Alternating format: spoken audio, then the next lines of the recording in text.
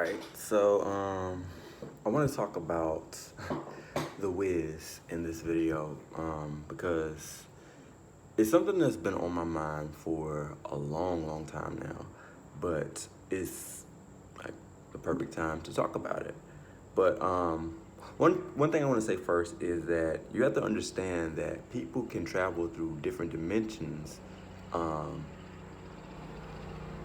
like differently than you think. Like you don't have to physically walk through a dimension to go through a dimension, but you can go through a different dimension,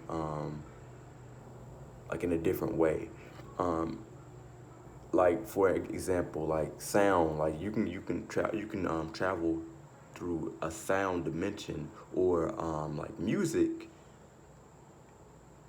without physically moving your body. You can do that through music, and you can also do that through other means. And something like even in dreams, like dreams is a good example. You can travel through different dimensions in dreams, but just be aware that you can actually travel through different dimensions um, quicker than you think, and it doesn't really take I want to say a lot to understand. Like once you have the knowledge of the fact that you can travel through different dimensions and traveling through different dimensions is possible, you can pretty much figure out how to do it. But with that being said, I'm gonna continue with this video, and it's very important to this video because this is exactly how the Wiz is well, it connects to the Wiz. It's not necessarily how the Wiz is created, but it's connected to the Wiz. Like Dorothy in the Wiz, she gets trapped in a windstorm in the Wiz. I don't know about the Wizard in the Wizard of Oz. I think it's a tornado, but in the Wiz, it's a windstorm, and she gets trapped in the windstorm and she gets knocked out. She goes unconscious, and in going unconscious, she wakes up in a different world. And in waking up in a different world, she's there with her dog Toto, and she meets all these people. They are weird. They're not regular people. They basically are things that somebody could have imagined if they were like sleep or something. So she goes on and she meets the straw man, she meets the tin man, she meets the cowardly lion. All right, so they go on the yellow brick road and they go to Oz, and they go to meet the wizard. The wizard is supposedly the most powerful being in Oz, and he can grant you wishes and all these things. And they go do this, and they encounter like witches, oompa loompa. They encounter the monkeys, the flying monkeys, and things like that. 333, I didn't see, but they encounter the flying monkeys and things like that, and they encounter the Wicked Witch. She basically tries to stop um, Dorothy from seeing the wizard, and she's somewhat successful because Dorothy is afraid of her at first, and then she gets past that. It's like going it's like fighting on a video game and going to the boss right before you get to the big boss, and then when you finally get to the big boss, you figure out that you have all the skills that you need to beat the big boss as well. So that's basically what happens with Dorothy. So she gets past the Wicked Witch, and then she goes to the Wiz, who is the big boss. And when she gets to the Wiz, he's basically 444. He's basically like all voice, and he's not really as strong and powerful as people make him out to be.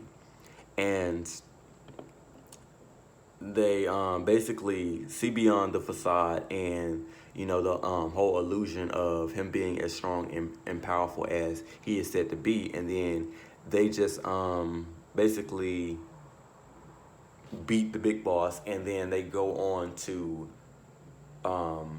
they meet the Good Witch again, and then she basically tells them that that Dorothy can go home, and that they had everything that they ever wanted or ever needed. Everything that they was ever seeking was already within them. They just didn't realize that they had to change their perspective, and that's what the journey did. It changed their perspective. They were able to see things in themselves that they didn't know or recognize, and this was through like reflecting through other people, like and I think it's Dorothy that actually tells everybody, but I think it's the Good Witch that actually tells Dorothy that she is able to go home 555, because she doesn't know that she's able to go home until the Good Witch tells her, and she's had the answer all along, but she didn't know that she had the answer all along because she was walking around on the very thing that could have freed her, and then it was also her belief. Now,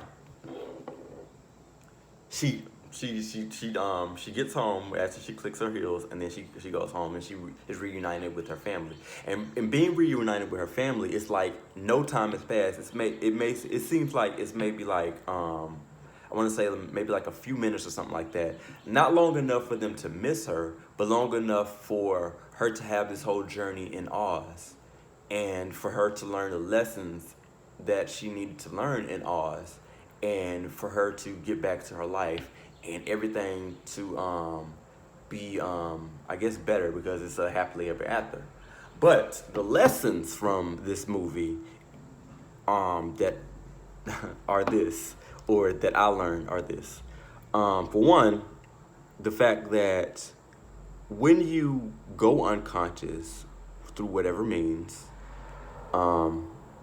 there's a world that can be created, an entire world, an entire universe that can be created, which is centered around you and you going through something to understand it, to learn it, to grow from, and for you to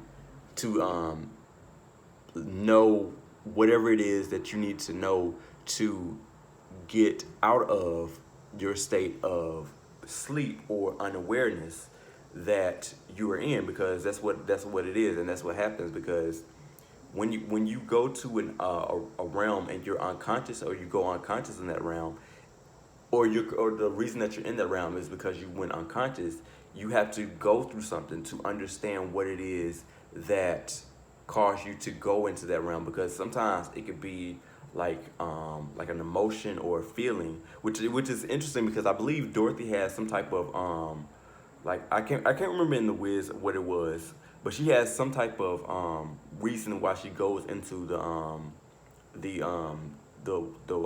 into the land of Oz, and I think it's something with her mother, but I can't remember. I haven't watched the movie in years, but I still love the movie to this day. But she goes into the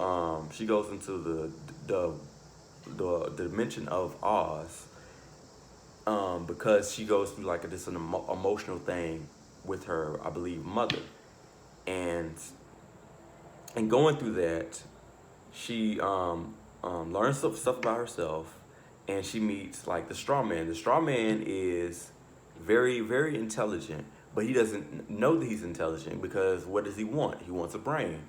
But he's the one who has all the facts. He has all this knowledge inside of him, but what's missing is the belief in himself. So he lacks belief in himself because doesn't know, or he hasn't acknowledged the fact that he is as intelligent as he is. So in not acknowledging this, he goes out seeking a brain. Now, two things about this that I just kind of realized, and it's funny that I just realized this, is that it's more so about a connection between the gut brain, as I've been talking about, and the brain. And the reason why I say it's a connection between that is because there's a lot of information stored here, and then if there's no connection between here and here, then one could feel like I'm so intelligent, but you could be the last one to know because the message isn't traveling up to you. Like there's no knowledge of self. You don't know what it is that you know. You know that you know things, and you can say these random quotes, these magnificent quotes, because it's been stored inside of you. You remember all these quotes, but you don't know why that is that you know this, or what importance it is, and why this is important to you, because it's just stuff that you collected over time, which is what the gut brain do. It collects stuff over time because we consume a lot. We consume a lot through our eating. We consume a lot through our breathing. Like a lot of our breathing is in like our gut brain. Like we breathe a lot down there. That's what we're told we're supposed to breathe.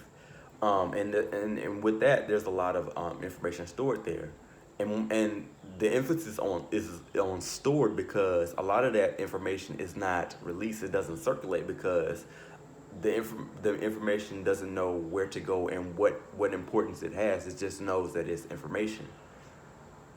And yeah, so since it knows that it's information, it's just it's stored in you because like it knows that it's some of 1111 is of some importance to you, but you don't know necessarily what it is because you haven't either processed it, or you don't know, or your mind, your gut brain doesn't know the importance that you want to place on it, and how to filter it and to give it to the brain, like to provide the information to the brain, because the connection needs to be made here. Like this is a very important place for you to heal.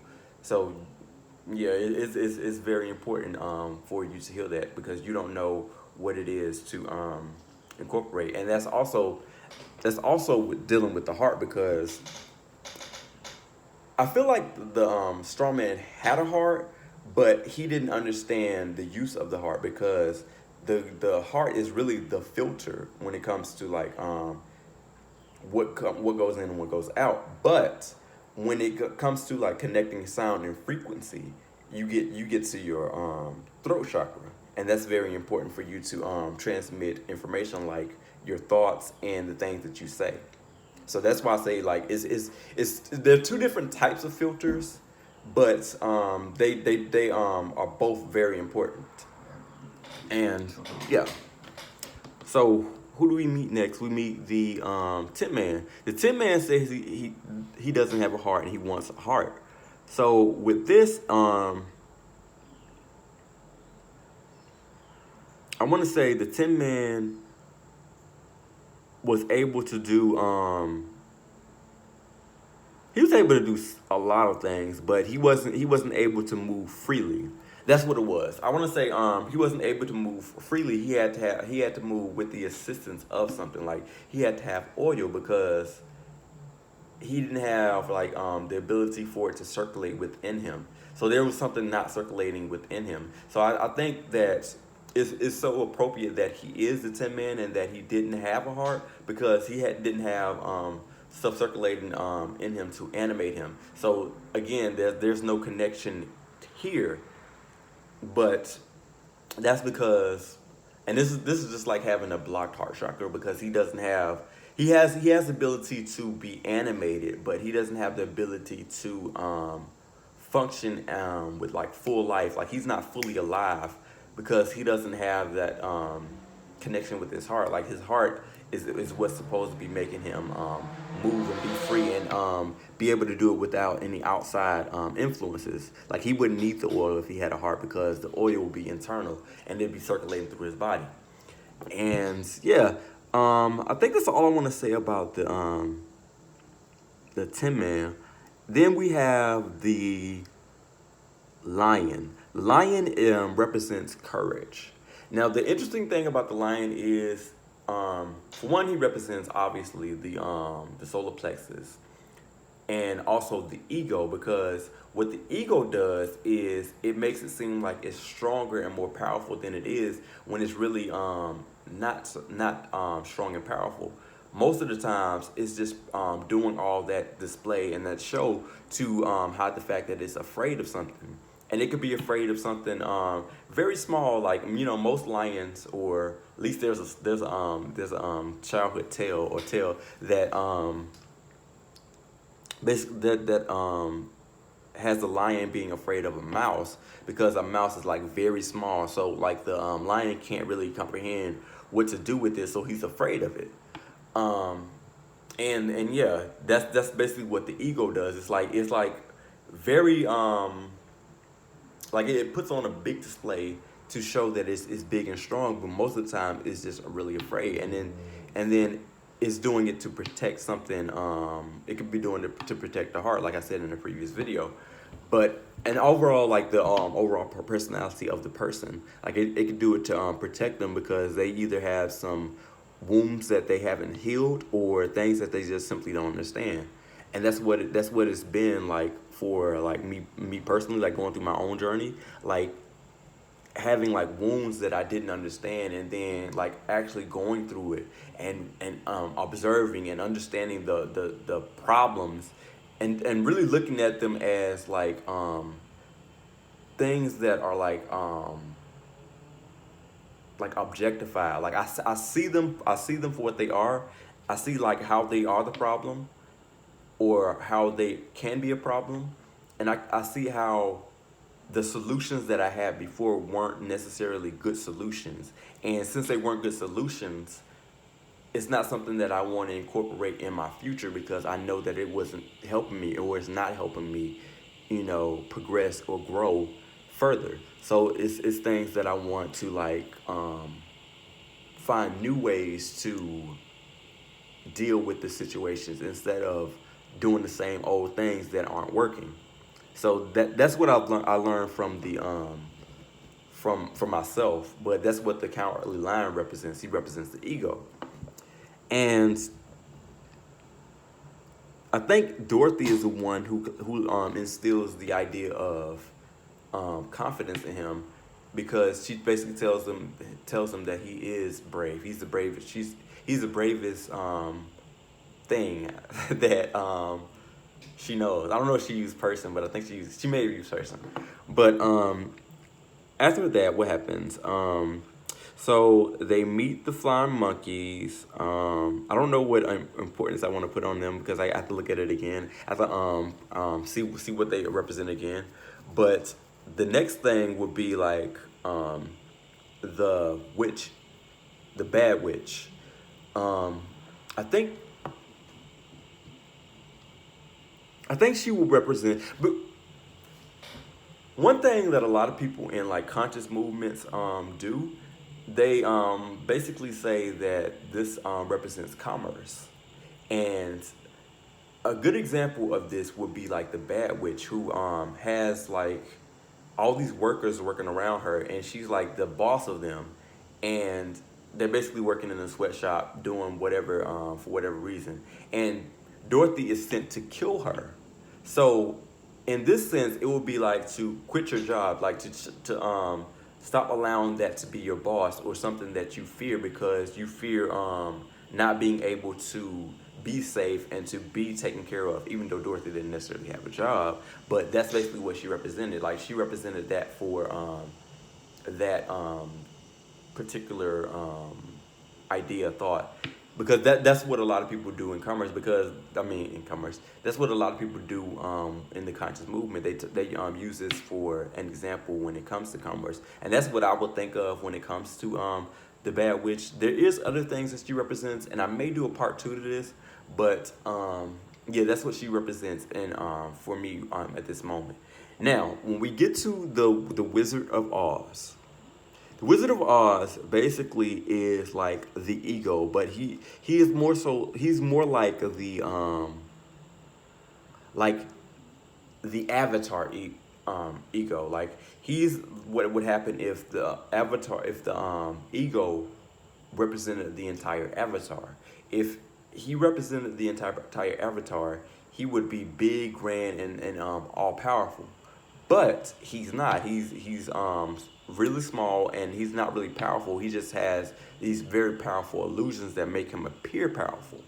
So when we get to the wizard, they meet him, and they're afraid of him because of the big voice, and where's the voice coming from, and the voice is so powerful because of this big projection of him, like, and he sounds mean. He has his voice, and he's very angry and all these things, which is another thing that the ego kind of represents. It represents like anger, because if the solar plexus is unbalanced, it can channel energy into your liver, and in channeling energy into your liver, it causes you to be angry. And in being angry, what happens is you're not able to think or function correctly, but you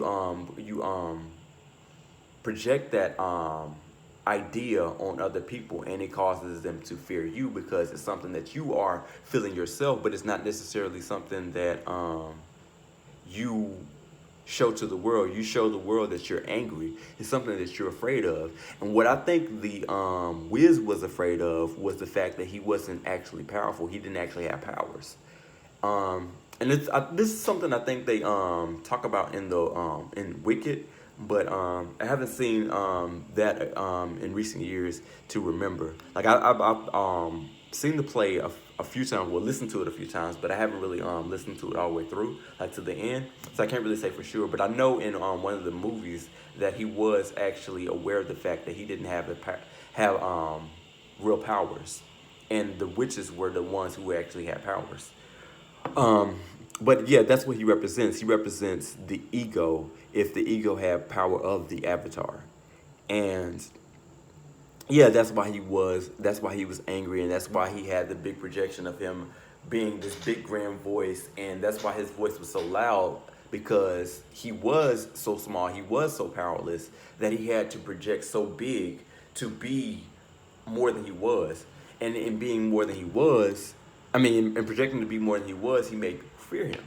And it took Toto, I believe, I think this is in the Wiz and in the Wizard of Oz, to actually go behind the curtain and to see that it was a big illusion, because he pulled the curtain from in front of the Wiz, and it revealed that he was just I don't want to say this. He was smaller, than other people, and he was on a stool to make himself seem strong. Now, this is what's interesting about this, which I just thought about. Your ego is like your third chakra up, and it is along your spine. Your spine, if you think about it, looks like a ladder.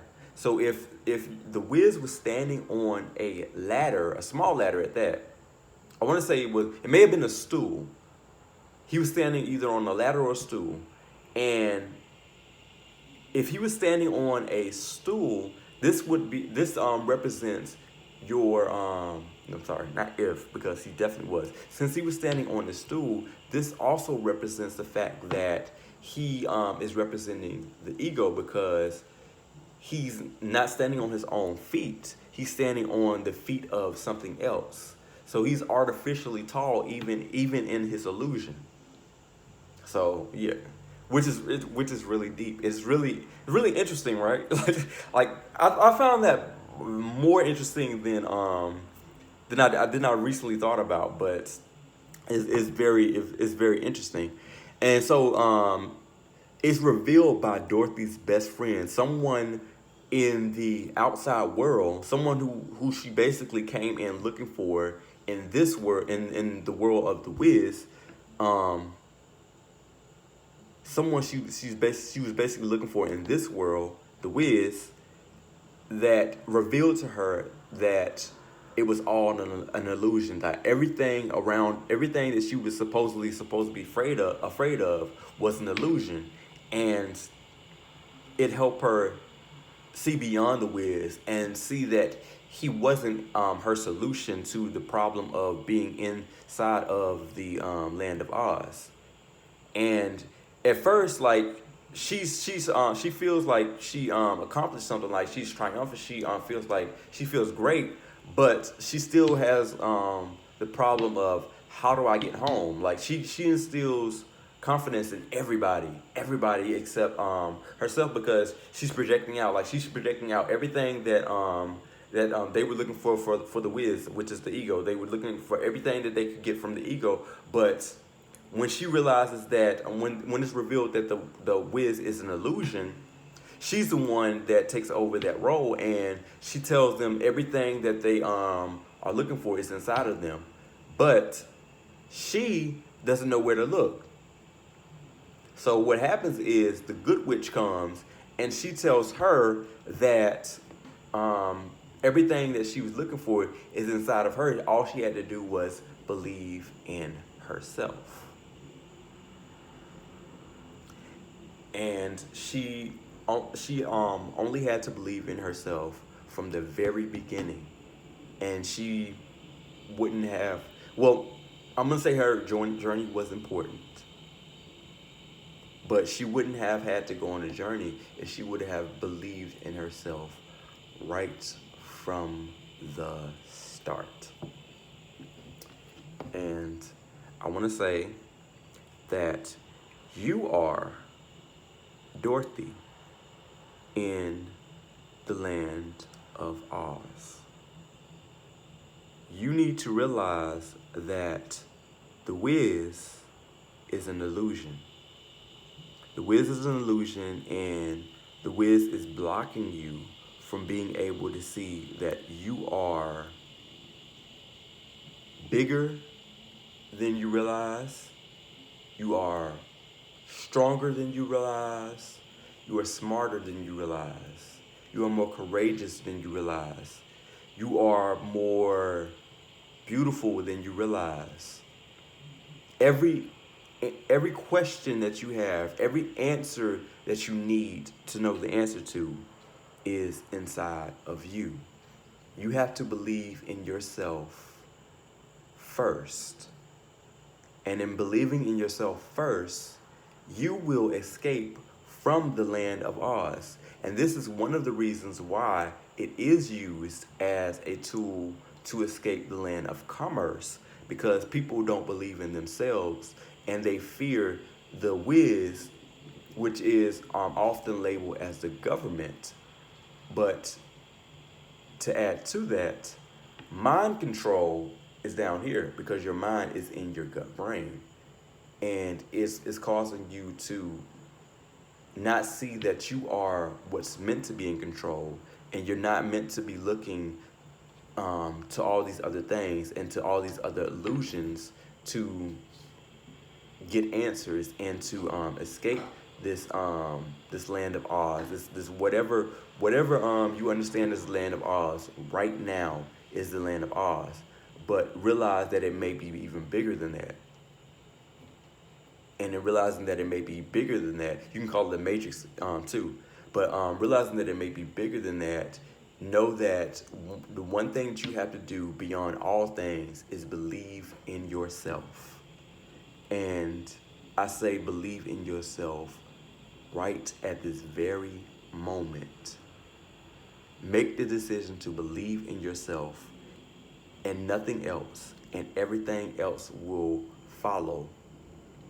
Everything else will clear up. Everything else will make sense once you believe in yourself first. And I think I covered everything. And I want to say, from my heart to yours, I love you. I love you. I really, really, really, really, really, really do love you.